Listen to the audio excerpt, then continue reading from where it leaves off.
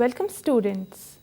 Today we are here to discuss the topic development and causes of cancer, tumor viruses, oncogenes, tumor suppressor genes, cancer treatment with a molecular approach. Objectives of our today's lecture are development and causes of cancer, its diagnosis, oncogenes and tumor suppressor genes, tumor viruses, cancer treatment. Introducing with the cancer what cancer is. Cancer is a group of disease involving abnormal cell growth with the potential to invade or spread to other parts of the body. Not all tumors are cancerous. Benign tumors do not spread to other parts of the body. Cancer is of different types depending upon the cell of origin. There are over 100 different known cancers that affect humans. At the cellular level, the development of cancer is viewed as a multi-step process involving mutation and selection for cells with progressively increasing capacity for proliferation, survival, invasion, and metastasis. If we talk about cancer development, at the cellular level, the development of cancer is viewed as a multi-step process. It can take a long time for cancer to develop because several steps and several genetic mutations are usually required. Usually, many years pass between exposure to cancer-causing agent or event and cancer actually developing. This time frame is called the latency period or lag time. The chance of cancer developing increases as a person gets older because there has been more time for exposures and mutations to build up. Let us know the main steps which are involved in cancer development. First is initiation. Many cancers are caused by gene mutations.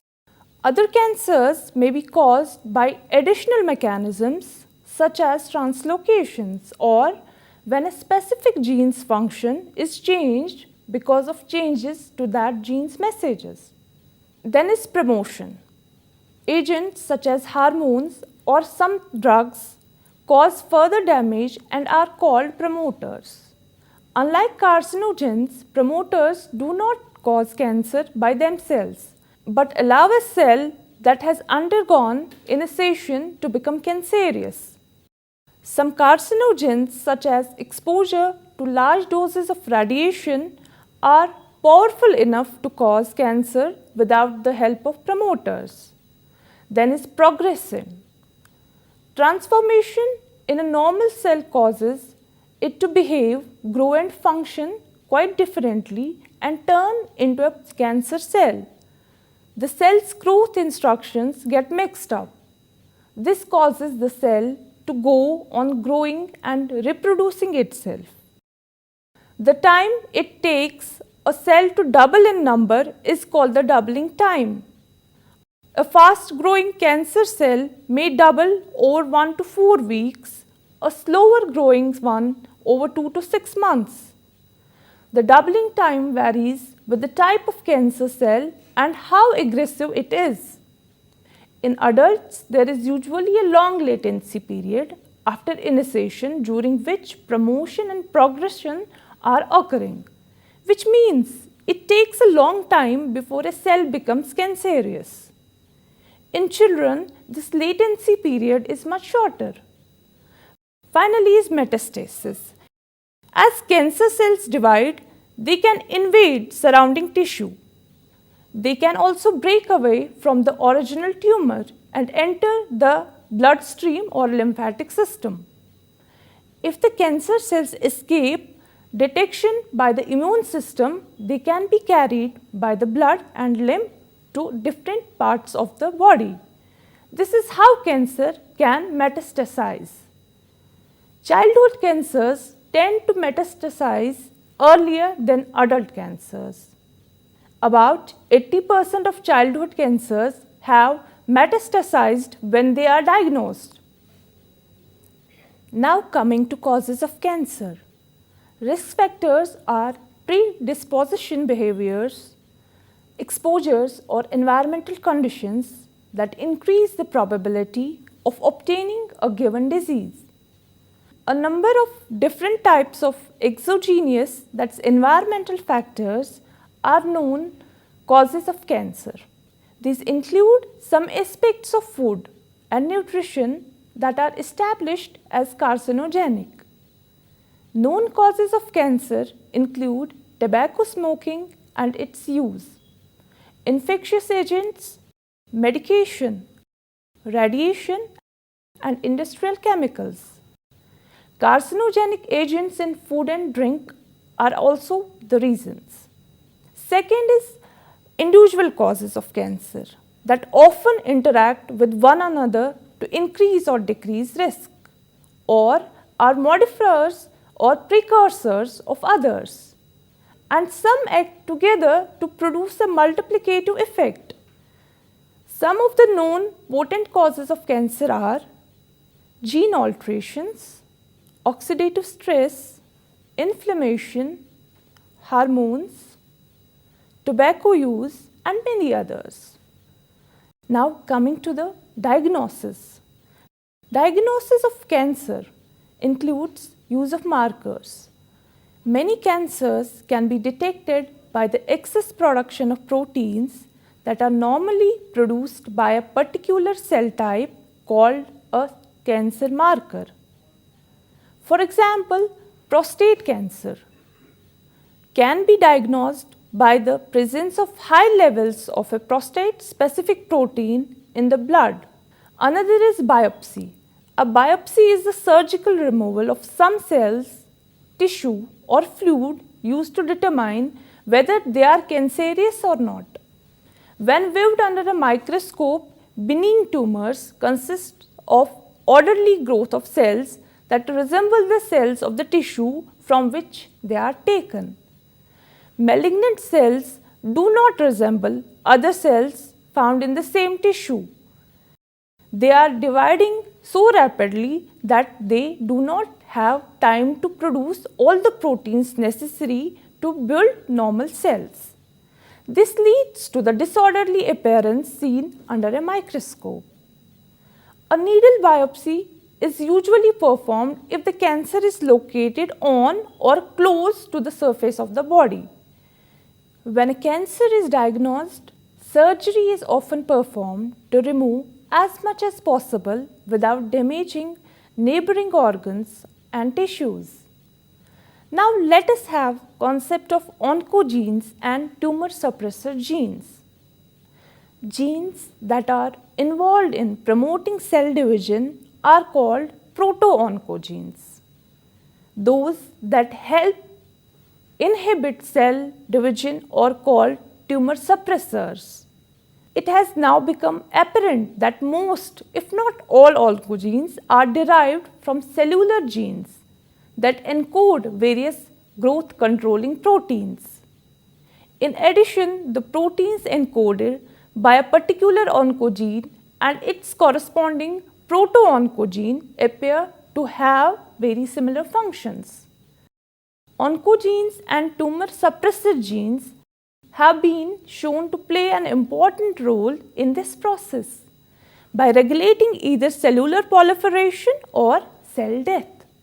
Cancer-associated genes can be divided into three categories that reflect their different activities. One category of proto-oncogenes and their oncogenic counterparts encodes proteins that induce cellular proliferation. A second category of cancer-associated genes called tumor suppressor genes or anti-oncogenes encodes proteins that inhibit excessive cell proliferation. A third category of cancer-associated genes regulates programmed cell death. These genes encode proteins that either block or induce apoptosis. Some malignantly transformed cells contain multiple copies of cellular oncogenes, resulting in increased production of oncogene products. Such amplification of cellular oncogenes has been observed in cells from various types of human cancers. In addition, some cancer cells exhibit chromosomal translocations, usually the movement of a proto-oncogene from one chromosomal site to another. Mutation in proto-oncogenes also has been associated with cellular transformation, and it may be a major mechanism by which chemical carcinogens of X irradiation convert a proto-oncogene into a cancer-inducing oncogenes. Now let us have a view on tumor viruses. Viruses cannot reproduce by themselves and must commandeer a host cell's machinery to synthesize viral proteins, and in some cases to replicate the viral genome. RNA viruses, which usually replicate in the host cell cytoplasm, have an RNA genome. These viruses are known as retroviruses because their RNA genome acts as a template for formation of a DNA molecule. Some retroviruses contain cancer-causing genes, and cells infected by such retroviruses are oncogenically transformed into tumor cells. Among the known human retroviruses are human T-cell lymphotropic virus, also known as HTLV, which causes a form of leukemia, and human immunodeficiency virus, which is known as HIV, which causes acquired immune deficiency syndrome, that is AIDS. Now let us know about cancer treatment. Most common treatment is surgery. Surgery is cutting away tissue from the body. Surgery is one of the main treatments for cancer. Surgery is a local treatment. It only treats the part of the body operated on. So it may cure cancer that is completely contained in one area and has not spread. Usually, the earlier a cancer is found, the easier it is to remove. Surgeon removes the tumor and some normal tissues from around the cancer, known as a clear margin. Some people have treatment before surgery to help shrink a cancer and make it easier to remove. This is called neoadjuvant treatment. For some cancers, surgery is the only treatment needed. Another treatment is radiation therapy. It uses high energy particles to injure or destroy cells by damaging their DNA, making it impossible for those cells to continue to grow and divide. Another is hormone therapy. Some cancers use hormones to grow. Hormone therapy for cancer is the use of medicines to block the effects of hormones. It does not work for all types of cancers. Doctors use hormone therapy for people with cancers that are hormone sensitive or hormone dependent. Cancers that can be hormone sensitive include breast cancer, prostate cancer, ovarian cancer, womb cancer, also called as uterine or endometrial cancer, and kidney cancer. Besides these, other method for cancer treatment includes targeted therapy. The main categories of targeted therapy are currently small molecules, monoclonal antibodies, and gene therapies. So, cancer is a group of disease involving abnormal cell growth with the potential to invade or spread to other parts of body. Factors include certain infections, exposure to ionizing radiations and environmental pollutants, diet, habits such as smoking, and genetic mutations. Many treatment options for cancer exist, with the primary ones including surgery, chemotherapy, radiation therapy, hormonal therapy, targeted therapy, and palliative therapy. Students, with this we conclude our today's lecture. Hope you have enjoyed and understood it well. Thank you.